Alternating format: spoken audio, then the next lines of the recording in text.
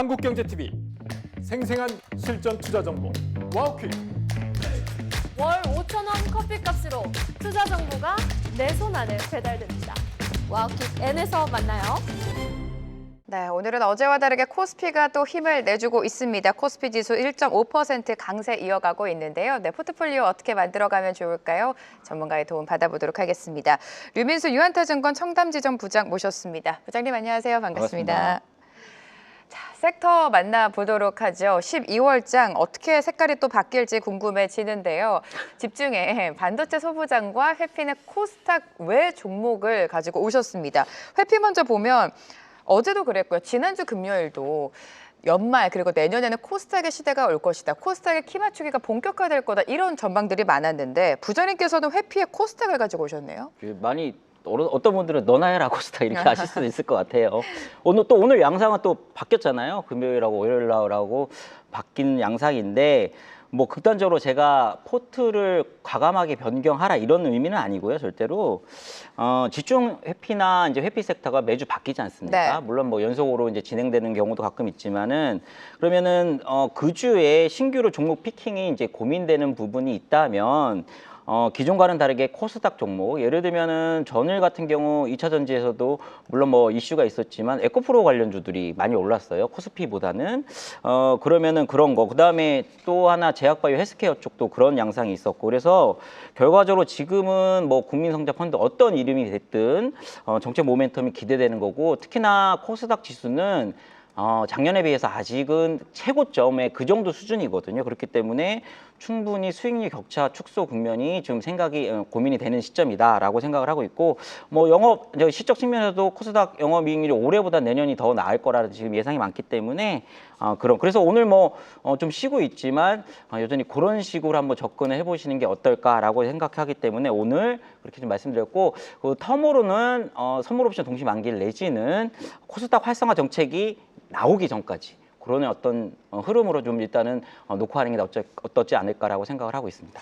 네, 코스닥 활성화 정책이 본격화될 때까지는 좀 지켜보자라는 말씀이신 것 같고요. 집중에는 반도체 안에서도 소부장을 보자라고 가지고 오셨습니다. 소부장에 대한 투자 전략 세워주실까요? 그 소부장에서 네. 특정 소부장이에요. 그래서 아시다시피 일본이 이제 맞대응을 하고 있죠. 그래서 공식적으로 지금 나온 얘기는 아니지만은 포토레지스트 중국 출하 중단이 지금 기사를 통해서 나오고 있는 상황이지 않습니까? 그래서 이게 궁극적으로 이제 중일 갈등이 저는 이렇게 장기화되지는 예상은 못했는데 일단은 아주 장기적이라고 생각하지는 않을 것 같아요. 양국 경제 상황을 고려해서 그렇다고 초단기에 끝날 것 같지도 않다라는 상황이기 때문에 일단 이 중일 갈등이 다른 쪽으로 전선이 확대되는 양상은 맞다라고 보시면 될 것 같고, 만약에 이렇게 수출 제한이 되면 3개월 정도 이상이 된다면 중국 반도체 생산도 조금 일단 뭐 상당한 좀 차질이 생길 가능성이 높고, 특히나 중국향 포토레지스트, 그러니까 일본이 포토레지스트를 많이 건드려요. 왜냐하면 포토레지스트는 반도체 공정의 초기 단계에서 상당히 필수 핵심 소재이기 때문에 반도체 생산에서 사실상 첫 단계에 해당하는 거기 때문에 조금 영향을 끼칠 수밖에 없고, 특히나 이제 글로벌 시장에서 아시다시피 일본 기업들이 70% 이상을 차지하는데 특히나 아르곤 ARF라고 불화 아르곤 쪽이거든요. 이쪽은 진입 장벽이 높아요. 이쪽 점유율은 일본 기업이 MS 글로벌 시장에서 95% 이상인데 상당히 고순도입니다. 이쪽을 먼저 지금 건드리고 있는 것 같더라고요. 그래서 이쪽에 대한 부분에서 지금 확대되고 있고, 또 앞으로도 또 양상이 더 확대될 가능성이 있기 때문에 이런 부분, 특히나 우리나라도 2019년도에 화이트리스트 쪽에서 포토레지스트 먼저 건드렸죠. 그래서 상당히 우리나라도 상당히 차질이 생겼고, 그때 이재용 회장이 왔다 갔다 했던 모습이 지금 연상이 되는데, 아무튼 이렇게 되면 삼성전자하고 SK하이닉스 쪽에도 충분한 실익이 있지만, 저는 궁극적으로는 일단은 국내 소부장 기업들, 그다음에 자립 소재 강화됐던 기업들, 이런 기업들 중심으로 충분한 어떤 프리미엄 효과가 발현될 수 있는 구간이라고 생각하기 때문에 그쪽으로 일단 반도체 소부장 업체들 네. 봐야겠다는 생각을 하고 있습니다. 일본과 중국의 노이즈 속에 반도체 소부장단이 반사 이익을 받을 수 있다라는 관점으로 반도체 소부장 집중으로 가지고 오셨습니다.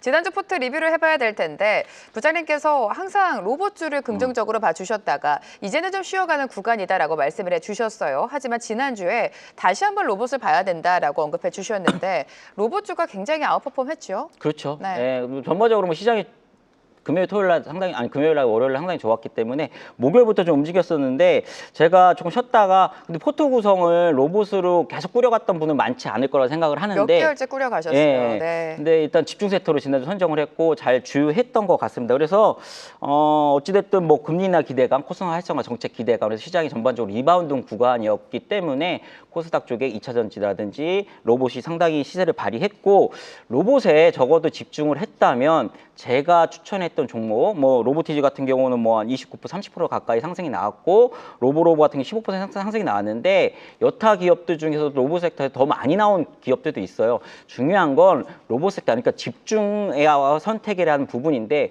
거기서 로봇 섹터에 집중했다면 상당한 소기의 성과를 단기간에 거두지 않았을까라는 생각을 하기 때문에 앞으로도 저는 로봇 섹터는 계속적으로 잘 봐야 된다라고 생각을 하고 있습니다.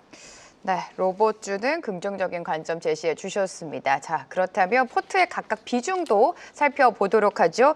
특징적인 게 앞서서 말씀해 주신 것처럼 반도체를 오히려 제외하고 반도체 소부장 비중을 20% 신규 편입하셨고요. 로봇주는 30%, 2차 전지를 오히려 비중 확대 전략을 주셨습니다. 로봇과 2차 전지, 그러니까 또 코스닥의 상승이 기대된다는 말씀이신 것 같은데 일단 2차 전지는 어떻게 바라보고 계십니까? 2차 전지는 이제 2차 전지도 범 AI예요. AI고 그렇죠, 네. AI 쪽에 관련된 쪽이 점점 MS가 늘어나고 있고 캐즘을 지금 어떤 시간을 딜레이 시키는 부분이라고 보시면 될 것 같고 궁극적으로는 이런 거예요. 그러니까 아까 말씀드린 국민성장 펀드가 150조로 뭐 어찌 됐든 어떤 규모의 금액으로 조성이 된다면 소위 펀드 매니저들이 집행을 할 텐데 집행을 하게 되면 코스닥 상위 기업 위주로 할 가능성이 높다. 그렇기 때문에 코스닥 상위 기업 위주로 일단은 포트 편입을 좀 잘 하셔야 될 것 같고요. 그중에서 저는 순환매가 가장 강렬하게 일어날 쪽이 로봇, 2차 전지, 헬스케어, 그다음에 일부 반도체 소부장 쪽이 아니지 않을까라는 생각을 하기 때문에 일단은 이쪽으로 한번 집중해 보자라고 저는 계속적으로 말씀을 드리고 싶네요. 자, 그렇다면 반도체 소부장 안에서 부장님께서 유망하게 보고 계시는 종목을 봐야 될 텐데 동진세미캠 가지고 오셨네요. 뭐 사실 네. 소부장 기업 중 개인적으로 선호하는 기업은 아닌데 일단 아까 말씀드린 포토레지스트 상당히 이제 반도체 웨이퍼에 그러니까 회로 패턴 그리는 아주 노광구조에 사용되는 아주 핵심 소재거든요. 그래서 사실상 첫 단추라고 보시면 될 것 같은데 아까 말씀드렸듯이 지금의 그런 상황, 그다음에 최근 중국 포토레지스트 기업들이 주가 상승이 상당히 좋아요.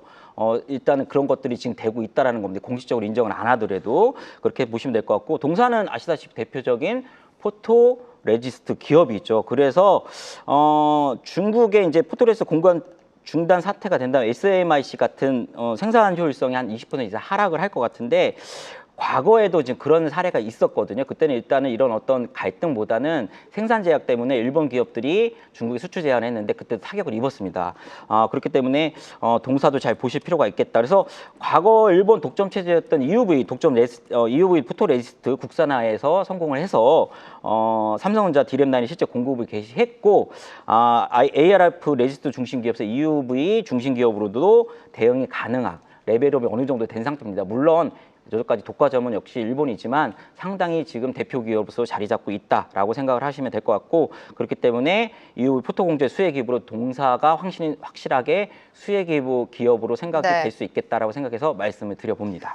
네, 소부장을 가지고 오신 이유 그 전략에 가장 맞는 종목이다. 동진세미캠 언급해 주셨고요. 단기 트레이딩 종목 간략하게 좀 여쭤볼까요? 동사도 역시 관련이에요. 램테크 놀러지는데 모르시는 분이 좀 있을 수 있는데 반도체 화학 재료 업체입니다. 그래서 네. 쉽게 얘기해서 포토레지스트 공정 보조하는 소재 업체거든요. 그래서 시가 세정 분야에서 물론 단연 탑은 솔브레인인데 동사는 혼산 시가계과 박리계에 특화된 기업이다. 그래서 삼성전자 SK 하이닉스에서 지금 넷플릭스 축적하고 있고 여러 가지 디스플레이나 2차 전지 분야의 제품군 확대 매출원을 확대 중인데 중요한 포인트가 하나 있습니다.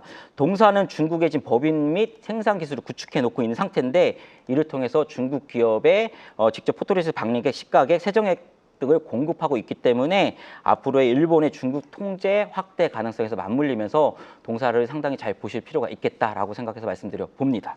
네, 다음 주에도 리뷰를 해보도록 하겠습니다. 류민수 부장과 함께했습니다. 고맙습니다. 계속해서 다양한 경제 이슈를 알고 싶다면 구독과 좋아요, 알림 설정 부탁드립니다. AI 캐스터 권미정이었습니다.